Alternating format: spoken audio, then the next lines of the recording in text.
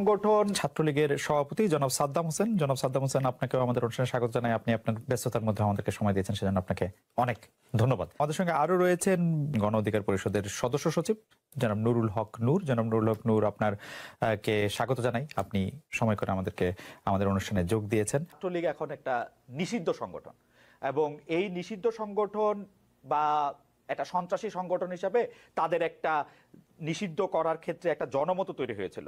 এইটা আপনি কিভাবে দেখেন? এটা প্রথমে আমরা ছাত্রলীগের পক্ষ থেকে সুস্পষ্ট বলেছি যে এটির কোনো যৌক্তিক ভিত্তি, কোনো আইনি ভিত্তি, কোনো নৈতিক ভিত্তি কোনো কিছুই নেই। এজন্য এটিকে আমরা থোড়াই কেয়ার করি, এটিকে আমরা ন্যূনতম অর্থে পরোয়া করি না।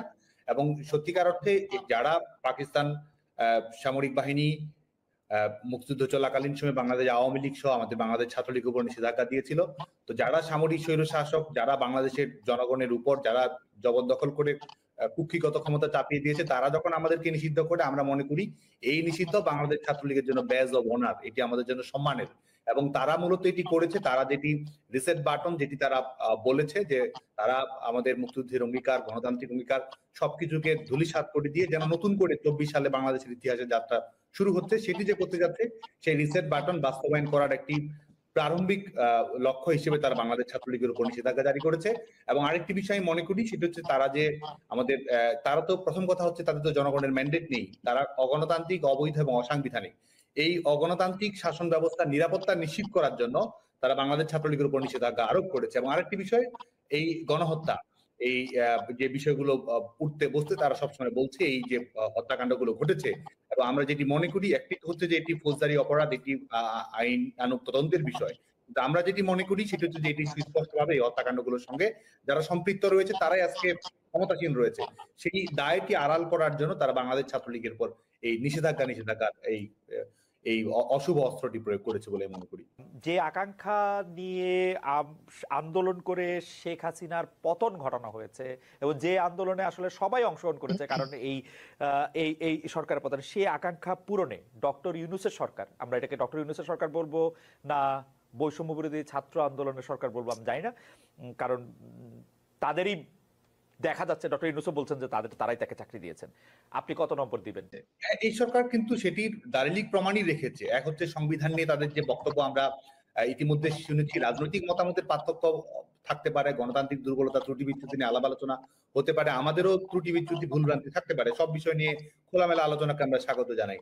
কিন্তু তারা আজকে যে বিষয়টিকে সামনে রেখে এই রিসেট বাটনের কথা নিয়ে এসেছে, এবং তাদের কাজে কর্মে যদি আমরা সেটির প্রতিকায়ন আমরা দেখতে পাই, মুক্তিযুদ্ধের অঙ্গীকার, মুক্তিযোদ্ধাদের প্রতি বাংলাদেশের জনগণের যে সম্মাননা রয়েছে সেটিকে ধূলিসাৎ করা, এবং 71 সালকে প্রতিস্থাপিত করার একটি প্রচেষ্টা, এবং আমাদের 71 সালের ব্যাপারে বাংলাদেশের জনগণের যে দৃষ্টিভঙ্গি, সেই দৃষ্টিভঙ্গিকে বদলে দেওয়ার একটি অপচেষ্টা আমরা দেখতে পাচ্ছি। গোটা বাংলাদেশের মানুষের সম্মিলিত যে লক্ষ্যগুলো ছিল, সেটি গণতন্ত্র হোক, সেটি শোষণ মুক্তি হোক, সেটি এক ধরনের ইনক্লুসিভ অন্তর্ভুক্তিমূলক সমাজ ব্যবস্থা প্রতিষ্ঠা হোক, সবকিছুকে আজকে ধূলিসাৎ করার যে প্রয়াস আমরা দেখতে পাচ্ছি, তো সুস্পষ্টভাবেই তারা আসলে এটিতেই তারা বিশ্বাস করে, এবং আমাদের স্বাধীনতার অঙ্গীকারে তারা বিশ্বাস করে না বলে আমি মনে করি। আচ্ছা, আমি প্রশ্নটা করি, থ্যাংক ইউ। আমি প্রশ্নটা করি যে আওয়ামী লীগ সরকার পতনের পর আমরা খেয়াল করেছি যে ছাত্রলীগে থাকা ছাত্র শিবির নেতার আত্মপ্রকাশ ঘটতেছে নানাভাবে, এমনকি জুলাই আন্দোলনের সমন্বয়কও আমরা দেখতে পাচ্ছি যে ছাত্র শিবির নেতা। এই ধরনের কৌশলের কারণে গত 15 বছর শিক্ষা জীবন, ছাত্র রাজনৈতিক কেরিয়ার সবই আপনারা ঠিক রাখতে পেরেছেন, কিন্তু ছাত্রদলের অনেকে শিক্ষা জীবন, কেরিয়ার ধ্বংস হয়ে গেছে বিগত সরকার আওয়ামী লীগ ছাত্রলীগের নিপীড়নের কারণে। অনুপ্রবেশের এই রাজনীতি কি আপনাদের সাংগঠনিক সিদ্ধান্ত হয়েছে নাকি ব্যক্তিগত সিদ্ধান্তে? হ্যাঁ, এই ধরনের কিছু বিচ্যুতি অবশ্যই ঘটেছে, এবং যে নামগুলো আসলো তারা বিভিন্ন সময়ে সামাজিক যোগাযোগ মাধ্যমে বাংলাদেশ ছাত্রলীগ সম্পর্কে প্রশস্তিমূলক প্রশংসা করেছে, ছাত্রলীগ কর্মীদের নানাভাবে দৃষ্টি আকর্ষণ করার চেষ্টা করেছে। ছাত্রলীগের সাংগঠনিক কাঠামোতে, যদিও আপনি যে দুজনের নাম বললেন, সাংগঠনিক কাঠামোতে তাদের কোনো অন্তর্ভুক্তি ছিল না। আজকেও আমরা দেখেছি চট্টগ্রাম বিশ্ববিদ্যালয়ে ছাত্র শিবিরের যখন পূর্ণাঙ্গ কমিটি ঘোষিত হয়েছে, সেখানেও আমরা সমন্বয়কদের একটি অংশকে আমরা দেখেছি যে বিভিন্ন জন যারা সমন্বয়ক পদে ছিল তারা ছাত্র শিবিরের পূর্ণাঙ্গ কমিটিতে রয়েছে। স্বাভাবিকভাবে আমরা দেখেছি যে একটি ছাত্র আন্দোলন, একটি ইস্যু ভিত্তিক আন্দোলন, সেই আন্দোলনের ব্যাপারে শিক্ষার্থীদের কমিটমেন্ট থাকে, শিক্ষার্থীদের দৃঢ়তা থাকে, শিক্ষার্থীদের সমস্যাটির সমাধান চায়, এটি একটি স্বাভাবিক বিষয়। এবং আমরা দেখেছি যে এই ইস্যুটিকে কিভাবে ব্যবহার করা হয়েছে, এবং এই ইস্যুকে কেন্দ্র করে তারা যদি সত্যিকার অর্থেই ইস্যু ভিত্তিক আন্দোলনে থাকতো, ছাত্রদের প্রকৃত যে লক্ষ্য ছিল কোটা সংস্কার, সেই ব্যাপারে যদি তারা কমিটেড থাকতো এবং ছাত্রদেরকে ভিন্ন খাতে প্রবাহিত করার যদি তাদের ব্যাপারে ভিন্ন খাতে প্রবাহিত না করার জন্য তাদের কোনো লক্ষ্য থাকতো, তাহলে কিন্তু এই পরিচয়টি আড়াল করার কোনো। প্রথম কথা হচ্ছে যে এই আমরা কিন্তু এই কোটা ইস্যুর আন্দোলনে বাংলাদেশ ছাত্রলীগও আমাদের জায়গা থেকে আমরা দায়িত্বশীল ভূমিকা পালন করার চেষ্টা করেছি। শিক্ষার্থীরা জানে আজকে বাংলাদেশ ছাত্রলীগ সম্পর্কে যতই এক ধরনের নিষেধাজ্ঞা দেওয়া হোক, বাংলাদেশ ছাত্রলীগ সম্পর্কে যতই প্রোপাগান্ডা পরিচালনা করা হোক, শিক্ষার্থীরা কিন্তু জানে যে কোটা সংস্কারের ব্যাপারে বাংলাদেশ ছাত্রলীগের আন্তরিকতা। বাংলাদেশ ছাত্রলীগ কোটা সংস্কার করার জন্য সংশ্লিষ্ট সকল পক্ষের সঙ্গে কথা বলা, আইনগতভাবে বিষয়টি মোকাবেলা করা, সরকারের কাছে বিষয়টি তুলে ধরা এবং এটির সমাধান নিয়ে আসা।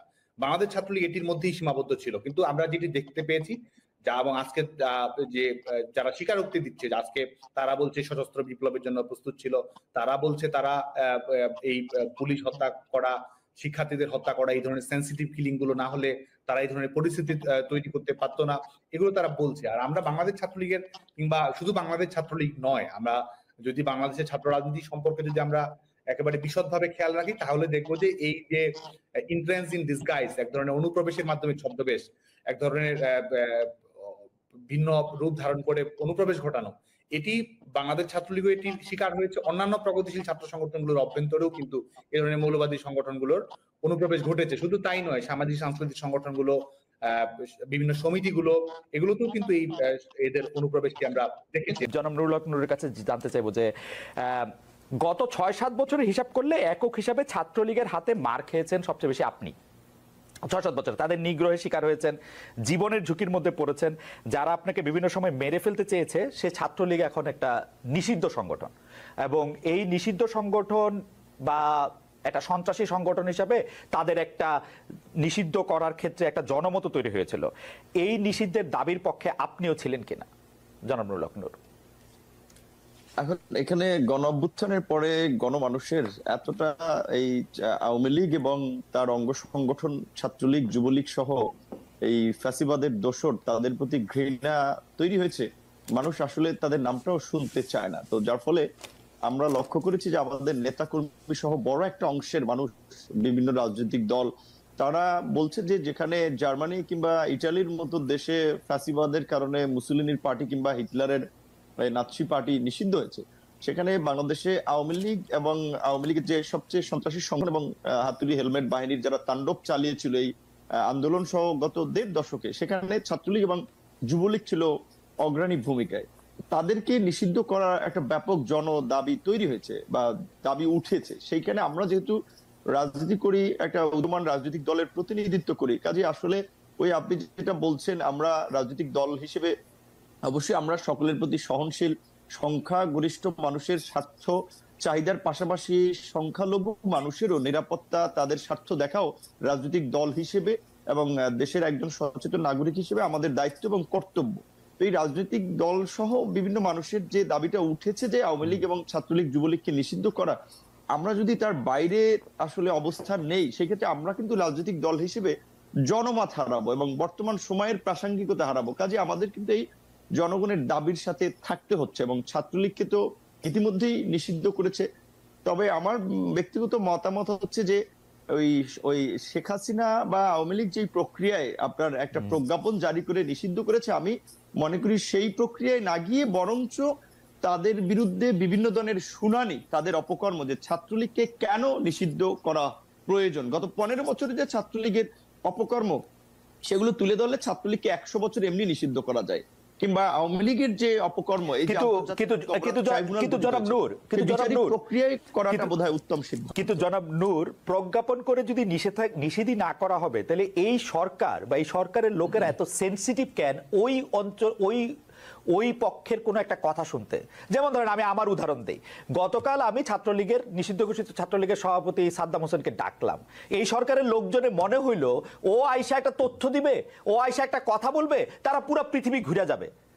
আমি বিরক্ত হয়েছি হচ্ছে যে আইনটাকে আমি আগে দেখি নাই, দেখছি, কিন্তু আইনটা দেখার পরেও আমি বুঝছি, যখন আপনি মানে একটা সাংবাদিক ভিকটিমের পক্ষে দাঁড়াবে, ভিকটিমের জায়গা থেকে যদি কেউ মনে করে তাকে একটা প্ল্যাটফর্ম দেওয়া হচ্ছে, সাংবাদিকের এথিক্যাল জায়গা হচ্ছে তাকে এটা না দেওয়া।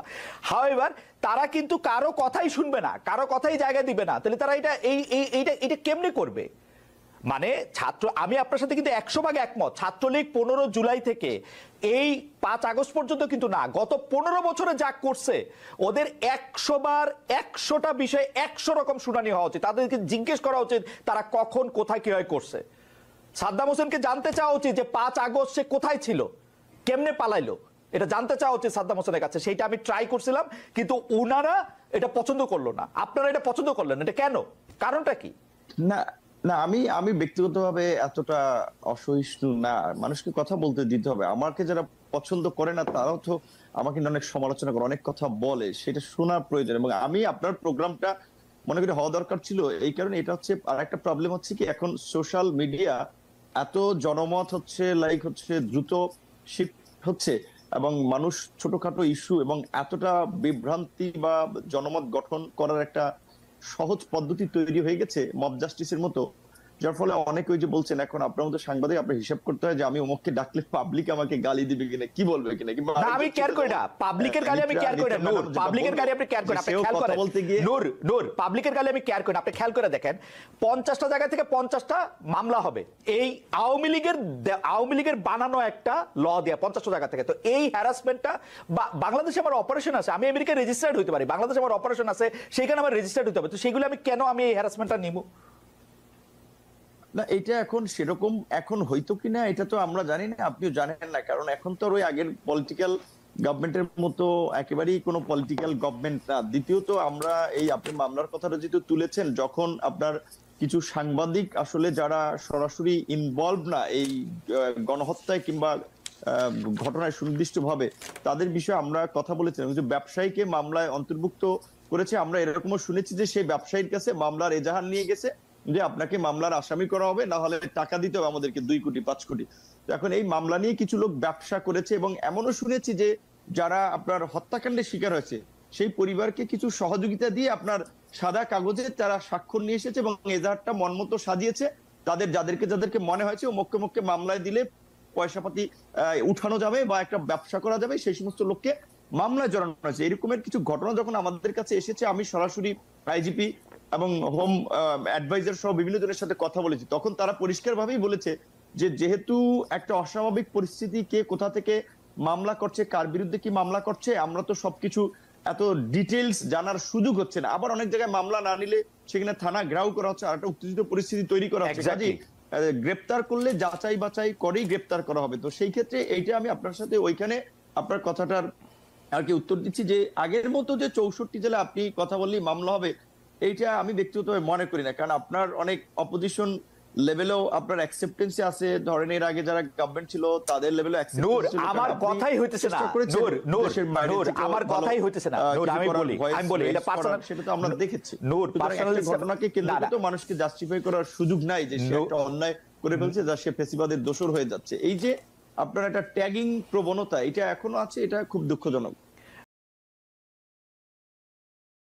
দর্শক আমন্ত্রণ যমুনা আইডেস